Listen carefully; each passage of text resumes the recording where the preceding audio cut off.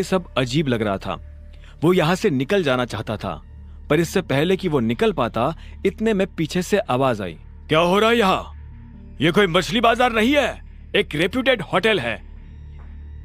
ये आवाज और किसी की नहीं बल्कि होटल के मैनेजर की थी।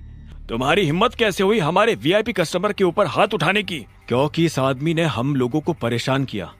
मैं इसे मुंह नहीं लगाना चाहता था, फिर भी ये मेरे बारे में भला बुरा कह रहा था और इसने मेरे पिता के बारे में भी उल्टा सीधा कहा था।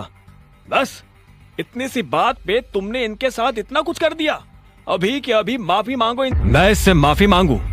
इससे कहो कि ये मुझसे माफी मांगे। चुपचाप माफी मांग। तू जानता नहीं मैं कौन हूँ।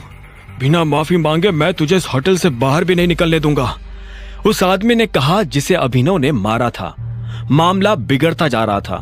अब इससे पहले की बात आगे बढ़ती, चाहत बीच में आई और बोली, एक्चुअली गलती अभिनव की नहीं है, इस आदमी की है।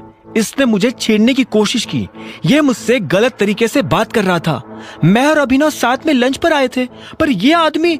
चाहत ने सारी बात मैनेजर और आसपास खड़े लोगों को बता दी। मैनेजर ने पलटकर उस लड़के को देखा और बोला, क्या यह सही है? उस लड़के ने कोई जवाब नहीं दिया। ऐसे में मैनेजर फिर से चाहत की तरफ पलटा और बोला, जो भी हो मैडम, पर इससे माफी तो मांगनी ही पड़ेगी। अभिनव समझ गया था कि मैनेजर उससे ऐसे क्यों बात कर रहा था। असल में वो अभिनव को उसके कपड़ों से जज कर रहा था। जब अभिनव को लगा कि उसके पास और कोई रास्ता नहीं है, तो उसने अपनी जेब से अकरम का कार्ड निकाला और मैनेजर की तरफ बढ़ाते हुए बोला, तुम्हें पता है मुझे ये कार्ड किसने दिया है? इस पर लिखा नाम पढ़ लो, उसके बाद तुम्हें समझ में आ जाएगा कि निष्पक्ष फैसला कैसे किया जाता है। हाँ, ये सही कह रहा है। भीड़ में से किसी ने अभिनव की बात का समर्थन करते हुए कहा। मैनेजर ने अभिनव से कार्ड लिया और उसे ध्यान से देखने लगा। जैसे उसने कार्ड पर लिखा नाम पढ़ा तो उसकी आंखें फटी की फटी रह गई।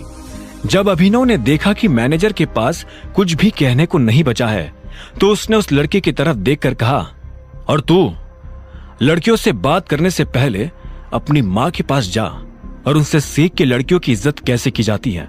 इतना कहते ही अभिनव ने चाहत को अपने साथ लिया और वहां से निकल गया।